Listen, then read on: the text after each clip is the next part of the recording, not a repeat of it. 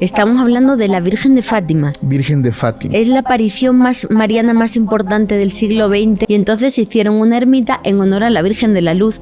La Virgen nunca se apareció, fue un objeto volador no identificado. No manches, o sea, hijos. Pues los niños igual. 13 de mayo de 1917, un zumbido y de repente una luz muy potente, Sí.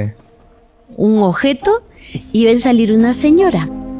Una señora que les da información. Momento, casi se me pasa esto, casi no presto atención. Dice un objeto y la señora sale del objeto. Si me preguntan a mí, esto sí tiene una inspiración demoníaca, ¿no?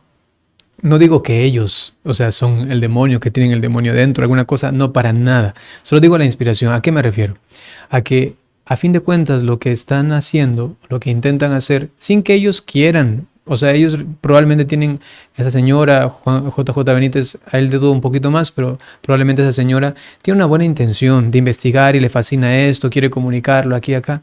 O esa travesía en el desierto donde Yahvé les iba guiando, que en todos esos episodios había objetos voladores no identificados, y asegura que ha visto a través de la misión remota que esos ángeles que visitaban a los patriarcas bíblicos eran tripulantes de naves con una vestimenta y una apariencia extraterrestre. Hola, hola queridos jóvenes, queridos hermanos, ¿qué tal? ¿Cómo están? Espero que se encuentren muy muy bien. Por aquí les saluda el padre Byron.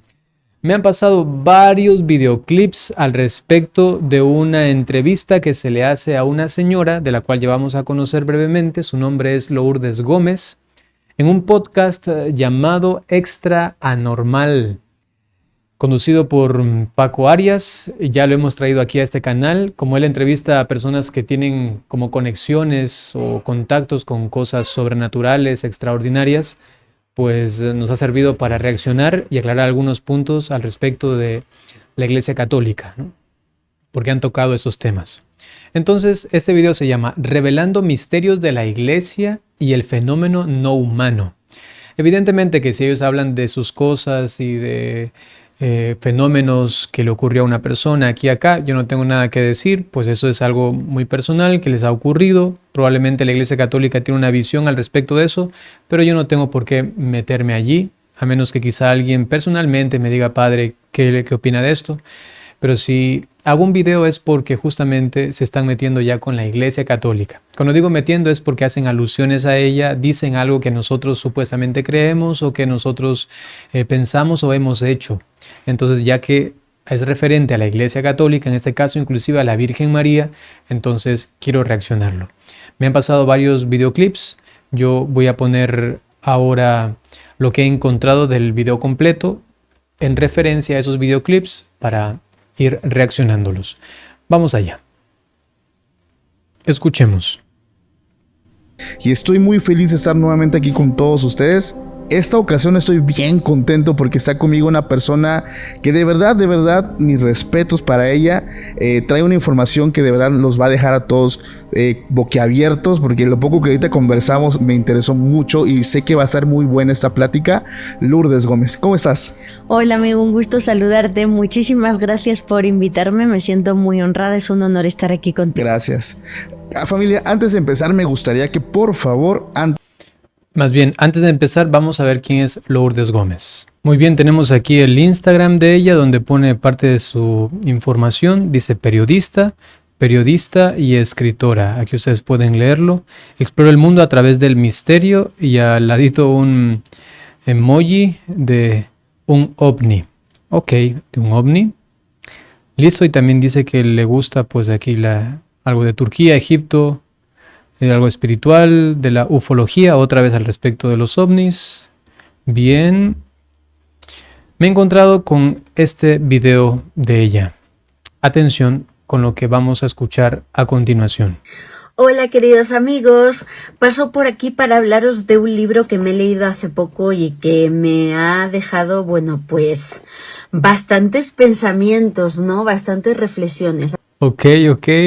JJ Benítez, las guerras de Yahvé. Ustedes ya conocen a JJ Benítez, pues tengo un video, aquí les va a salir, al respecto de este escritor de fábulas, de ciencia ficción, ¿no? Al respecto de Dios, de la vida de Jesús. Pues ya hemos hablado de esto Digo, en este video queda claramente esto, ¿no? Pero entonces ella es seguidora de JJ Benítez. Veamos qué dice al respecto de esto. ¿Ha leído recientemente este libro? Dice... Bastantes pensamientos, ¿no? Bastantes reflexiones. Aquí os lo muestro en pantalla, Las guerras de Yahvé, de Juan José Benítez. Para empezar, Juan José Benítez para mí es un maestro. Le quiero, le admiro, he tenido la oportunidad de estar con... Bueno, un maestro, JJ Benítez. Entonces ustedes ya saben el contexto, el medio por donde vamos a estar ahora pues navegando, ¿no? Él en su casa, de entrevistarle, de convivir, como digo, de admirarle y quererle mucho. Y bueno, pues no deja de sorprenderme por eso las revelaciones que Juanjo hace en este libro. Para los que... Atención con este título, ¿no? Revelaciones. Primero, él es un maestro y luego da revelaciones. Hay que recordar que JJ Benítez se basa en ciertas informaciones que ha recibido de diferentes modos, leyendo algunos libros y supuestamente también experiencias personales que unos viajeros en el tiempo le han llevado a él, pues a la vida de Jesucristo en esta tierra, y él ha visto ciertas cosas y ha intentado plasmarlas, ¿no? Y por eso en sus libros del Caballo de Troya, pues va poniendo justamente todo eso que él ha recibido en un lenguaje para que todos puedan conocerlo. Y no solamente eso, sino que también está basándose en un libro muy famoso en estos ambientes esotéricos o de ovnis, que no tiene un autor definido, sino que es anónimo. Por ahí alguien lo escribió y entonces se han comenzado a basar en interpretaciones, porque tampoco hay interpretaciones oficiales, unos jalando para los ovnis, otros jalando más al respecto de cuestiones esotéricas, otro más a las cuestiones de nueva era, otros más al naturalismo, otro más al gnosticismo y así. Este libro, lo voy a poner en pantalla brevemente, es el libro de Urantia. Lo ven aquí, dice el libro de Urantia, también conocido como los documentos de Urantia o la quinta revelación. Pues este documento, este libro, que no tiene autor, o sea es un autor anónimo, pues lo que hace sencillamente es decir que la historia humana ha tenido revelaciones. La última de ellas fue la de Jesucristo. Y luego de Jesucristo, que fue la cuarta revelación, viene la quinta, que es como la total, la completa. Y es justamente la que se encuentra en el libro de Urantia. Eso es lo que yo conozco. Es una obra literaria, espiritual, teológica, filosófica acerca de Dios, el hombre, la religión, la filosofía y el destino, ¿no? Y en base a esto, pues han hecho todas estas elucubraciones. JJ Benítez, pues se basa también muchísimo en este libro. Y con base en esto, pues hace sus revelaciones y aquí también esta señora, pues se basa en JJ Benítez, le admira mucho y le cree su gran maestro. Es decir, que sus afirmaciones pues tendrán ya una influencia de JJ Benítez y de todo esto que he mencionado. Imagínate, viajes en el tiempo, mensajeros que han revelado informaciones por diferentes medios y formas, hasta algunos dicen que a través de una pendrive, a través de la internet, que comienzan a comunicarse y a revelar cosas. ¡Wow! ¡Qué cosas más raras! Perdón, pero me parece muy, muy raro, ¿no? Que no le conozcáis, Juan José Benítez es, bueno, pues el pionero de la investigación ovni a nivel mundial. Muy bien, investigación ovni, entonces va a estar relacionado también con la ufología, ¿no? Ahora, quisiera mencionar algo brevemente, y es que cuando el ser humano deja de creer en el Dios verdadero, necesita comenzar a creer en algo. Y así somos los seres humanos. Díganme a mí, dicen Alemania atea, la mayoría ateos. ¿Qué es lo que tú ves realmente ahí? No es ateos. Son personas que se creen agnósticas, dicen no puedo llegar a conocer a Dios, pero andan practicando cientos de miles de cosas nueva eras, esotéricas. Por ahí eso quizá me sirve, esos colores, esos aromas, por si acaso que me impongan las manos, por si acaso. Porque es que el ser humano no puede vivir sin la trascendencia porque para esa trascendencia fue creado, es decir, para Dios. Pero a veces lo buscamos en lugares equivocados. Y se ha especializado, no solo lo conoceréis sobre todo por su obra Caballo de Troya, donde habla de un viaje al pasado, a la vida de Jesús de Nazaret, una máquina que viaja al pasado. Es la verdad que un libro fascinante y que os recomiendo. Pero en sus investigaciones de ovnis no solo se ha caracterizado por estudiar, por así decirlo, casos recientes, sino también la presencia de ovnis en la antigüedad, que es un tema que yo también he investigado y he tratado mucho. Y en este caso, las guerras de Yahvé, lo que hace Juanjo es ir analizando muchos pasajes bíblicos, sobre todo del Éxodo, del Génesis, para darles una nueva interpretación, ¿no?, a la luz de la ufología. Nos habla de muchos encuentros ufológicos en esta época de la historia. Y bueno, eso no es nada nuevo. Lo impactante es que Juan José Benítez confiesa en esta obra que ha viajado el pasado y que ha sido capaz de contemplar esos ovnis, esos sucesos bíblicos y sobre todo de poder ver, contemplar y dibujar, porque Juanjo dibuja muy bien, a los personajes bíblicos. Y No sé, o sea, uno tiene que estar muy necesitado de creer en algo para creer en eso. Disculpen que lo diga así, perdónenme, pero uno tiene que estar tan necesitado de creer en algo para creer en una persona que te dice, yo he viajado en el tiempo. Yo he viajado en el tiempo y he visto esto y esto y esto otro. O no necesitada quizá la persona, sino ya muy relacionada con estas cosas, que hay una especie de hambre de creer en estas cosas para supuestamente llegar a un conocimiento desconocido, supuestamente enriquecer una, digamos, una mente colectiva de cuestiones ocultas, ¿no? Cuando digo mente colectiva me refiero a la sociedad, ir como imprimiendo de esto, influenciando con estas cosas, pero ¿para qué? Si me preguntan a mí, yo les soy muy sincero, si me preguntan a mí, esto sí tiene una inspiración demoníaca, ¿no? No digo que ellos, o sea, son el demonio, que tienen el demonio dentro, alguna cosa, no, para nada. Solo digo la inspiración. ¿A qué me refiero? A que, a fin de cuentas, lo que están haciendo, lo que intentan hacer, sin que ellos quieran, o sea, ellos probablemente tienen, esa señora, JJ Benítez, a él de dudo un poquito más, pero probablemente esa señora tiene una buena intención de investigar y le fascina esto, quiere comunicarlo aquí y acá, pero la cuestión está en que allá en el fondo, en la cola última de los eslabones que van hacia atrás para ver el autor de todo esto, probablemente está el demonio, porque con todo esto nos distrae de Dios, sencillamente nos pone a meditar, a elucubrar, a reflexionar en cosas que no tienen nada que ver con el Dios verdadero. Nos quita el pensamiento y sobre todo la fe, el amor en Él, la esperanza en Él, porque luego decimos, pues entonces el Dios verdadero no existe. Realmente, ¿qué es todo esto? Es un juego de ovnis, de extraterrestres que nos están manipulando de otro lugar o que quieren venir a darnos información para superar nuestra civilización, yo qué sé, a comenzar a teorizar cosas raras y extrañas. ¿Se entiende? Por eso yo tengo esta certeza interior, ¿no? Solamente lo menciono ya en este momento del video. Aún nos queda mucho por ver. Atención. Lo que vio.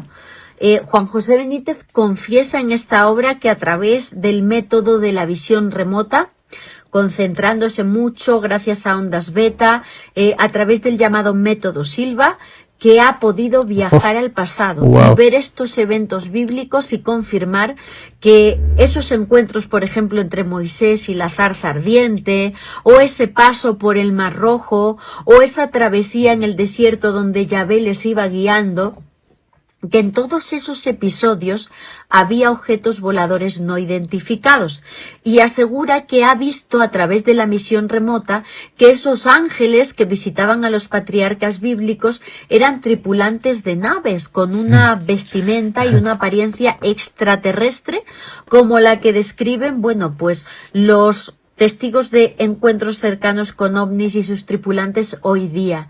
Me ha impactado mucho porque... Y realmente, o sea, yo creo que ella cree. Parece que ella sí cree en esto, ¿no? Parece que ella cree firmemente en esto. Y por eso respeto evidentemente su conciencia. Otra cosa es que sea un error, ¿no? Juan José Benítez siempre dice que si no hubiera sido periodista, habría sido pintor, artista, que es su vocación frustrada. Como digo, él dibuja muy bien, sus cuadernos de campo son auténticas obras de arte. Juanjo ha dibujado lo que ha visto y ha dibujado a los patriarcas bíblicos, por ejemplo a Moisés o a Abraham. Aquí os voy a poner las imágenes del dibujo que hace Juanjo de cómo eran, y es impactante porque algunos dicen que los vio con colgantes que tenían el símbolo de humo, que es el caso de contacto extraterrestre más fascinante ocurrido en la historia de España.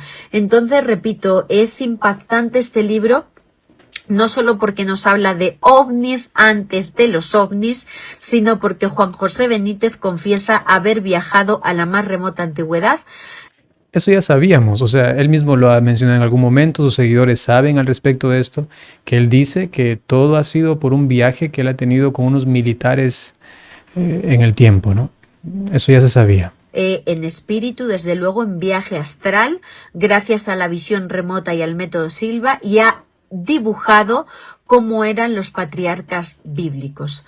Aquí os dejo. Y a la gente le fascina esto. Seguramente aquí habrá alguno, pongan en los comentarios, seguramente aquí habrá uno que dice, yo ya me muero por leer ese libro. Anda a leer el Evangelio, anda a leer la Biblia, ¿no? Anda a leer algún libro que sirva realmente. Esto es pura ciencia ficción, que lo presentan como algo real justamente para crear adeptos. Una vez que conocemos quién es ella, pues vamos a escuchar atentamente. O de mujer, que son una luz, personaje físico o como algo, digamos, más la cuestión del mal. Sí. Y una de las cosas más impactantes que descubrí es que hay muchas vírgenes que no se aparecieron en forma de persona o de mujer, que son una luz. Okay. Una luz que se aparece en el cielo y las personas dicen, ay, esa luz es la Virgen, es una señal de Dios. Okay. Y entonces de repente vas a muchos pueblos de mi tierra, Extremadura, sí, España, y tienes la iglesia de la Virgen de la Luz. Okay. Y tú estudias cómo se apareció la Virgen de la Luz. No, pues que en una batalla entre árabes y cristianos, de repente pues una luz se apareció, iluminó a los cristianos y gracias a esa luz ganaron la batalla. Y entonces hicieron una ermita en honor a la Virgen de la Luz. La Virgen nunca se apareció, fue un objeto volador no identificado. No manches, o sea, y Qué cosas, ¿no? Ok. Entonces ustedes se dan cuenta, ¿no? Cualquier cosa sobrenatural, paranormal, preternatural, como quieran mencionarle, ya, esto es alusión a cuestiones ufológicas, extraterrestres. No fue la Virgen, fue un ovni el que se apareció. ¿Con base a qué? Pues si se apareció tiene que ser un ovni. Esa es la forma, ¿qué? Pero ¿y si tenemos descripciones de la Virgen? Si tenemos a santos que han descrito cómo es la Virgen, su rostro, su mirada, entonces puedo mencionar, por ejemplo, Garabandal, porque también probablemente ellos van a decir, eso también es de extraterrestres, aunque claro, no es una aparición confirmada por la iglesia, pero por ejemplo Bernardita, ella también menciona cómo era la Virgen María, con su manto y todo esto. El mismo Juan Diego, pero claro, entonces ¿cómo se va a construir todo esto? Seguramente la acusación será, la Iglesia Católica cambió. La Iglesia Católica está guardando documentos reales. La Iglesia Católica nos ha mentido. La Iglesia Católica bla, bla, bla. Seguramente eso es lo típico que suelen decir sobre esto. Y lo menciono porque ya lo veo venir. No sé si lo va a mencionar, pero ya lo veo venir. No recuerdo realmente. entonces, supuestamente que realmente esto marca la historia porque el nacimiento de Jesús vendría siendo como un tipo de híbrido. ¿Es una teoría? What? No estoy diciendo que sí. ¿Qué? Un híbrido, Jesús. Ok, un híbrido. Real, y lo digo con respeto porque realmente es un tema muy sensible. Pero ¿tú Sí, qué sí. opinas de esto? Es un tema que he investigado mucho y que hay mucho que decir, sobre todo en lo referente a los evangelios apócrifos. Sí. Yo también Ok, venimos con los evangelios apócrifos. Atención. soy muy respetuosa con las creencias de las personas. Yo no voy a hablar de las creencias, voy a hablar simplemente de información Claro, que hay. exacto. ¿Qué información hay en los evangelios apócrifos? Bien, la Biblia está compuesta de los llamados evangelios canónicos, son los que Sí. la Iglesia en un momento dado decidió que eran los oficiales, y había otros textos igual de antiguos que dijeron, no los queremos en el canon oficial. Fue una decisión arbitraria de ellos, Sí. pero esos textos tienen... Bueno, tan arbitraria no ha sido, ¿no? Si fuese arbitraria, pues ya los mismos evangelios se autodestruirían a sí mismos, ¿no? Han seguido unos parámetros y evidentemente una inspiración del Espíritu Santo. Por eso dejamos pasar porque no es el tema. La misma antigüedad que la Biblia. Sí. Yo los he leído. Momento, Y tienen momento. detalles. Te voy a contar algunos. Esperen un momento. ¿Qué dijo aquí? Es algo que no me cuadra. Decisión arbitraria de ellos, Sí. pero esos textos tienen la misma antigüedad que la Biblia. Sí. No, eso no es verdad. Eso no es verdad. Ahí sí le falta un poquito de investigación. Evangelios apócrifos existen y sí es verdad, algunos son del mismo tiempo, son contemporáneos, pero hay otros que no. Inclusive hay algunos que son del siglo VIII, del siglo IX, algunos del siglo X. Entonces, en la Edad Media también se creaban ciertos evangelios apócrifos o testamentos apócrifos.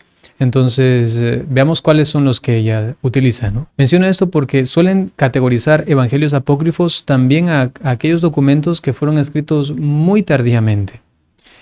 Hay evangelios apócrifos, sí, que se dieron, repito, en el contexto del primer, segundo siglo, pero luego muchos se basan en otros que no tienen nada que ver. ¿Sí? Solamente los menciono para ver ahora ella en cuál se basa. Yo los he leído y tienen detalles. Te voy a contar algunos que considero de los más impactantes. Ok, me imagino que dentro de ahí está el libro de Enoch. Sí, bueno, es uno Ajá. de ellos, exacto. Ok. Los que te voy a hablar son Aunque es un apócrifo, pero del Apocalipsis, ¿no? Enoch. sobre todo del Evangelio Y que igual ese fue escrito muchísimo después, ¿no?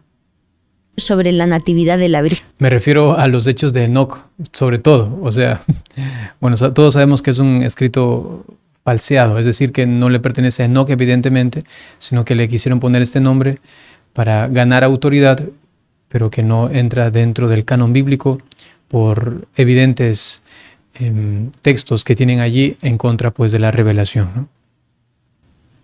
Virgen María, el Evangelio de la Infancia, sobre todo del Evangelio sobre la Natividad de la Virgen María, el Evangelio de la Infancia de Jesús. Esos tienen los siguientes detalles. Para empezar, Disculpen que corte cada rato, pero es que me interesa bastante explicar esto. A ver, el Evangelio de la Virgen María no es concretamente un texto apócrifo contemporáneo del tiempo en que se escribieron los evangelios, pero para nada. La Natividad de la Virgen es un documento de la Edad Media. Algunos lo sitúan entre el siglo VIII y X.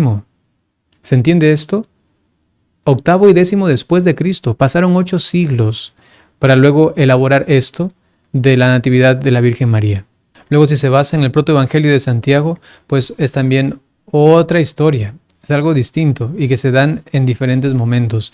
Ahora, otro escrito que sí es apócrifo contemporáneo es el evangelio el protoevangelio de Santiago. El protoevangelio de Santiago. Ese sí contiene también hechos de la Natividad de la Virgen, pero no sé, veamos a cuál se va a hacer referencia. el nacimiento de la Virgen María fue idéntico al de Jesús. Sus papás, ya en el Evangelio de la Infancia de Jesús, esos tienen los siguientes detalles. Para empezar, el nacimiento de la Virgen María fue idéntico al de Jesús. Sus papás ya tenían una avanzada edad. Sí. Joaquín y Ana. Ok, se está basando en el Evangelio de la Natividad de la Virgen María. Atención, atención. Yo tengo ese Evangelio y veamos si es que dice lo que dice allí. Jesús.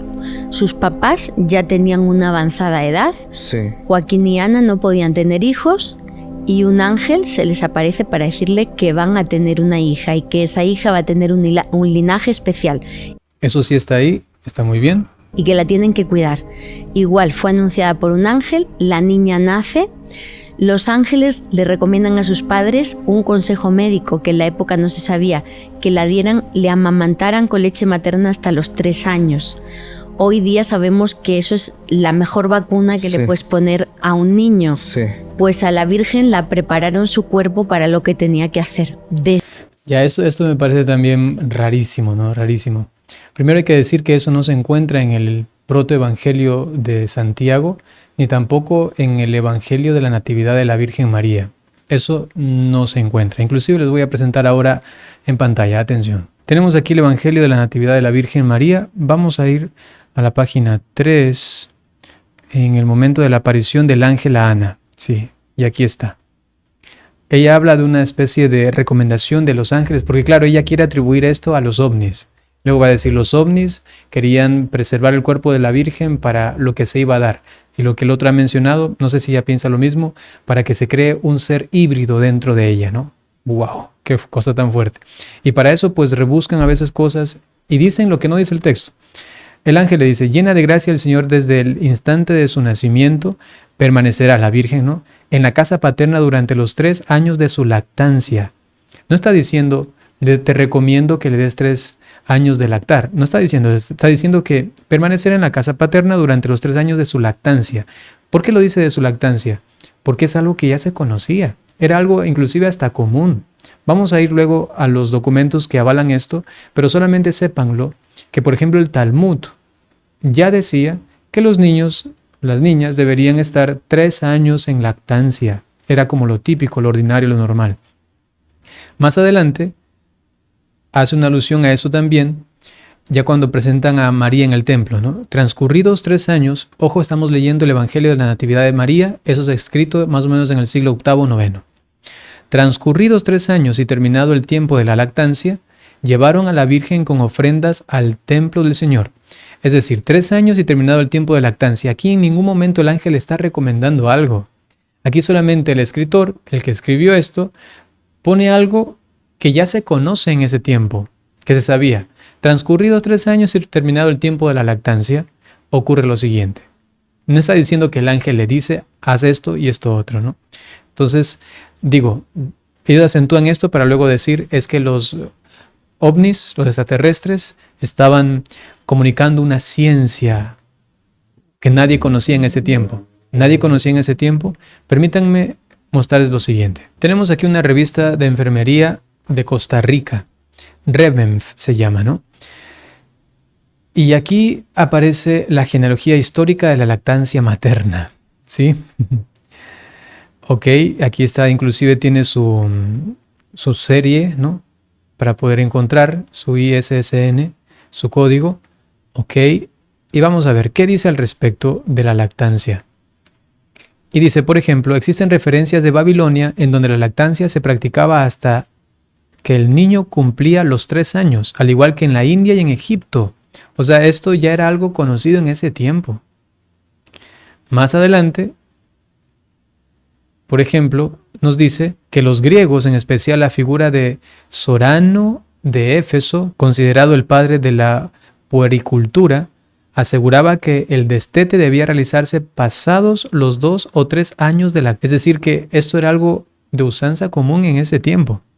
Por acá también se fija el tiempo por ley para alimentar a los lactantes, 3 años, y la contratación de las nodrizas se fija en periodos de 10 a 20 años del tiempo antiguo, y esto en referencia a los romanos.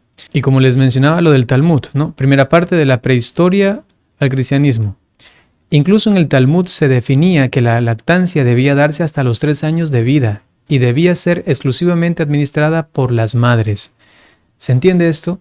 O sea, aquí luego presentan esas cosas como, wow, vinieron ellos porque conocen el futuro o porque tienen una civilización superior, y el ovni le reveló a Ana cómo debía de lactar a su hijita María.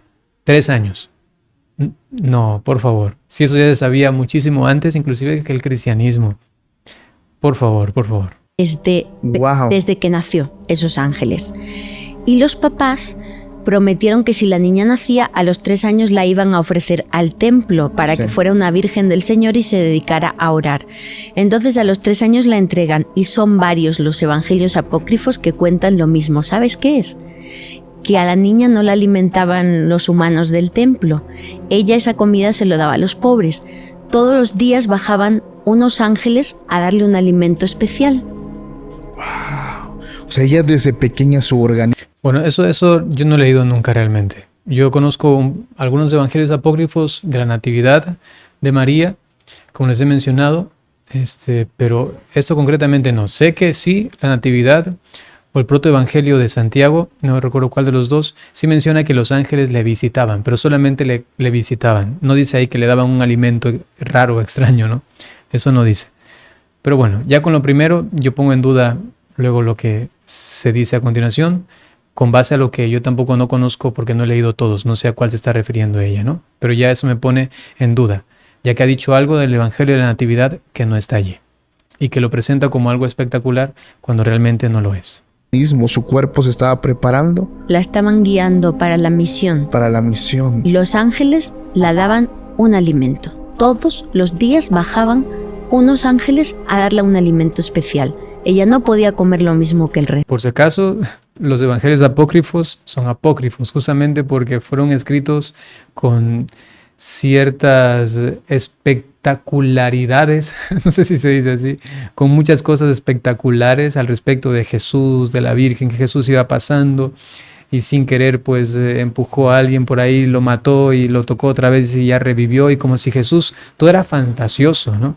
Todo. La Virgen María iba caminando y ya los pajaritos iban a su alrededor, iban cantando, cantando, cantando. Si había por ahí una hierba, un árbol, una plantita marchita, la Virgen pasaba y con su aroma, con su sombra, ya se iban otra vez revitalizando y cosas así.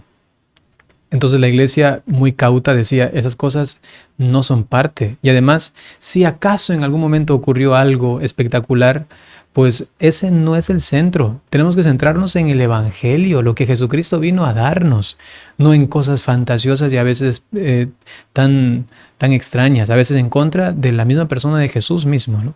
O de la Virgen María. Entonces, por eso son apócrifos, justamente, que pueden arrojar algunos elementos que uno dirá, qué interesante, puede ser que sí, eso puede ser. Por ejemplo, los nombres de Joaquín y Ana, los papás de María, puede ser tranquilamente. Lo tomamos de los evangelios apócrifos porque no van en contra de la revelación y porque dan un dato que era conocido comúnmente, ¿no? Entonces se entiende, hay que saber filtrar muy bien estas cosas. Y una de estas, pues, es esas cosas que a veces se presentan como espectaculares, que no coinciden con el ser del evangelio mismo, ¿no? ¡Wow! Impactante, jamás, digo, esto no lo sabía. No se cuenta, No. La gente no lo sabe y aparece, como digo, en varios evangelios. Y ya. Pero eso no es verdad, eso de la lactancia, 3 años y que la Virgen preparándose entonces para que su cuerpo sea capaz de concebir. ¿Acaso la Virgen necesitaba purificarse en el cuerpo? Dice San Agustín, tiene que primero haber concebido a Jesús en su corazón, porque es una cuestión de fe, es una obra de Dios. No es que Dios dice, tienes que prepararte bien, a ver, la barriguita y tu cuerpo y bastante penitencia y bastante eso de acá, porque si no, no puedes recibirlo. No, eso es un milagro. El ser humano no puede disponerse para recibir a Dios mismo. Lo que actuó en la Virgen María fue, primero, el ser preservada del pecado original. Eso es lo primero. Entonces su cuerpo ahí sí, pero no por otra cosa material, sino por una cosa espiritual, que es el pecado original. Y luego por su vida de gracia, evidentemente. Pero esos discursos que se dan actualmente comienzan a centrar la visión ya no en Dios, sino en este caso ovnis, cosas extraterrestres, y segundo en el hombre. Tú eres el que tienes que hacer. Tú eres. Evidentemente el ser humano tiene que colaborar, pero a la gracia. Tiene que colaborar, pero con Dios. No porque entiendo cuáles son las recetas para entonces lograr viajes astrales y regresiones y cosas raras, y con esto pues voy a poder tener el dominio de las energías celestes interconectadas en este mundo multiversal, pues entonces allí tengo que hacer esas prácticas. Eso es lo que actualmente promueven muchísimas prácticas, ¿no? Y estas ideologías que se basan en cuestiones religiosas que ni conocen bien y luego sacan de ahí datos para luego confundir a la gente. Imagínate, te acercas y le dices a alguien el evangelio oculto de Tomás, ¿no? Entonces, el evangelio oculto de Pedro, de Judas. ¿Sabías que la Virgen María también tiene un evangelio? Y entonces ya comienzan a crear esta cizaña dentro de la conciencia de las personas. Qué feo, qué fuerte, ¿no? Y digo, yo no acuso a esas personas directamente, solamente Dios sabe, pero sí voy en contra del error, porque de ellas pues pueden ser que sean unas personas ingenuamente convencidas en el error, y ya está, ¿no? Hace un momento tú me decías de una virgen muy peculiar, una virgen que parecía tener vestiduras como de metal y sin cabello. Estamos hablando de la Virgen de Fátima. Virgen de Fátima. Es la aparición mariana más importante del siglo XX y empezó el 13 de mayo de 1917 en Portugal, en una región que se llama Cova de Iria. Para serte honestos, poca gente sabe, pero lo cuento, que todo empezó antes, un año antes. En 1916, varios niños, incluidos los 3 pastorcitos que posteriormente verían a esa Virgen, reciben la visita de un ser alto, güero, de cabello rubio, que interpretaron como un ángel. Es lo que te digo, que un... ¿Saben por qué interpretaron como un ángel? Porque el ángel le dijo, yo soy el ángel de Portugal. Porque este ser les dijo, soy el ángel de Portugal. Por eso ellos sabían que era un ángel. Y eso está en las actas. Es algo histórico. Es algo que se ha recogido de los testimonios. Por eso se llama ángel. Pero veamos qué es lo que dice ella. Perdón. Contactado hoy día, diría, he estado con un venusino. Sí, la descripción, física. Exacto. Los niños dicen que... ¿Escucharon eso? Está diciendo que realmente no fue un ángel, sino que era un extraterrestre o algo parecido. Un ser venido de Venus, un venusino. Rubio, que interpretaron como un ángel. Es lo que te digo, que un contactado hoy día diría, he estado con un venusino. Sí, la descripción, física. Exacto. Los niños No dicen puede que vieron ser. a un ángel. No, pues pero es que el ángel le dice, soy el ángel de Portugal, pues. Que les preparó para lo que les iba a suceder un año después, que les dio la comunión y les enseñó oraciones. Y ahí quedó el tema. Hablaron con él varias veces, se les aparecía siempre junto a un árbol, que esto es importante cuando hablamos de fenómenos misteriosos en la religión, siempre cobra importancia la naturaleza, siempre ocurren junto a un curso de agua, un río o junto a un árbol. En este caso fue junto a un árbol. Bueno, antiguamente pues sobre todo siempre las personas eran campesinas, ¿no? Pues siempre había esta naturaleza contextual, ¿no? Pero hay algo que a mí me llama la atención y es que ella se fija en el árbol y no se fija en que el ángel les dio la comunión. ¿Por qué no se habla de esto? El ángel les da la Eucaristía, les da la comunión. ¿Entienden? ¿Por qué no se acentúa en cambio en eso tan importante? Jala el hilo de ahí, comienza a jalar el hilo. Eucaristía, comunión, ¿por qué? ¿Qué dice la iglesia sobre la comunión? Y comienza a descubrir eso más bien, que es mucho más importante que un árbol que estaba al lado derecho, al lado izquierdo. Les daba la comunión. Pero eso lo obviamos porque es muy católico. Eso nos va a hacer referencia a Jesucristo, pan de vida. No. Ahorita, cuestiones ufológicas. Bueno, pues un año después, 3 de esos niños, Jacinta, Francisco y Lucía, primos, estaban cuidando de su ganado cuando de repente empiezan a escuchar una especie de zumbido, como un zumbido de abeja, que es algo que ocurre también justo antes de un encuentro. Característico del zumbido que hemos mencionado. Pues los niños igual. 13 de mayo de 1917, un zumbido y de repente una luz muy potente, un objeto, y ven salir una señora que les da información. Momento, casi se me pasa esto, casi no presto atención. Dice un objeto y la señora sale del objeto. O sea, ¿eso dicen las actas? Que había un objeto no identificado y que la señora baja de un objeto. Ella está diciendo, había un platillo volador y del platillo volador sale el extraterrestre que es la Virgen María. No. No sé si seguimos viendo. Creo que eso ya es suficiente, ¿verdad? Creo que eso ya es suficiente. Sobre el futuro. Los niños, el primer interrogatorio que se les hace por parte de la iglesia, se silenció. Pero tanto mi esposo, Johanan Díaz, como yo hemos tenido la oportunidad de entrevistar en Portugal, a donde hemos viajado para investigar esta aparición, con los 2 únicos historiadores civiles no eclesiásticos que han tenido acceso a ese documento. ¡Wow! Atención a esto, ¿no? Siempre cuando yo sí he tenido acceso, a mí sí me ha sido comunicado, a mí sí se me ha revelado. Ok, cuidado con esto porque sería la palabra de una persona contra toda la documentación histórica. ¿Me hago entender? Por último, digamos que ella sí habló y que sí le dieron esa información. ¿Y yo cómo le creo a esas otras personas? ¿Por qué? ¿Cómo así? Cuando tengo en cambio testimonios y documentaciones pues oficiales y presentadas, ¿por qué debería de dudar de esa documentación oficial?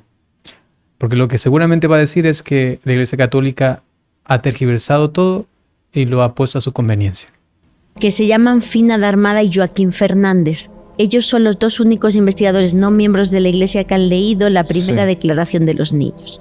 Y en la primera declaración lo que los niños dicen es que era una señora muy bajita, muy bonita, calva, completamente calva, ovni, con un traje acolchado metálico por encima de la rodilla, ovni. Ok. que tenía una esfera de luz en la mano y que cuando esa esfera se activaba podían hablar con ella y escucharla, Como un traductor o algo por el como a una estilo. especie de traductor. Sí. La Iglesia convirtió eso en la actual Virgen de Fátima. Por supuesto, una virgen no podía tener la ropa por encima de la rodilla. Claro. Y la esfera la convirtió en el Inmaculado Corazón de María, que es uno de los símbolos más famosos de la Virgen de Fátima. Qué cosas, qué cosas. Wow, wow, wow. Tiene que escribir otro libro como así como el de el JJ Benítez, ¿no? Wow. Eso es impactante. Durante 6 meses la vieron cada día 13 del mes, Sí. hasta el 13 de octubre, que fue la última aparición. Para el 13 de octubre de 1917, de mayo a octubre, Sí. la aparición fue creciendo muchísimo. Cada vez más gente iba alrededor de los niños para tratar de ver, pero la gente no veía, solo ellos. Pero la Virgen, o esa supuesta señora, les prometió que el 13 de octubre iba a hacer un milagro multitudinario para que la gente les creyera. Ok. Entonces, en esa explanada de Portugal aquel día había miles y miles de personas, más de 40.000 personas. Sí. Había una lluvia torrencial súper fuerte, llovía mucho, pero de repente apareció un objeto muy bajo. Atención, atención, apareció un objeto ahora. ¿Y eso en dónde está? En los documentos, en los testimonios de quienes vieron la danza del sol, ninguno ha dicho un objeto. Bajó un ovni y estaba en nuestras cabezas. A ver qué es lo que dice. Atención.